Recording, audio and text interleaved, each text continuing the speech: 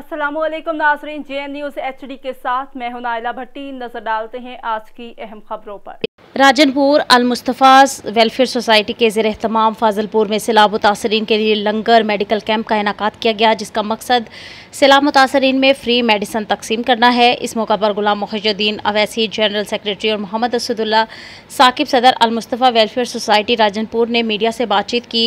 अल-मुस्तफ़ा welfare society में मौजूद तमाम कारकुनान रज़ाकार तौर पर काम कर रहे हैं। इस मौका पर मलिक कासिम भुट्टा, मलिक शकील, वकास खान, मोहम्मद शहराज हुसैन, सदर नाजिम ATI गुलबर्ग कॉलेज लाहौर, सुबहान बलोच, इफ्तिहार अली, मुजम्मल भानी और दीगर मुस्तफ़ाई रज़ाकार मौजूद हैं।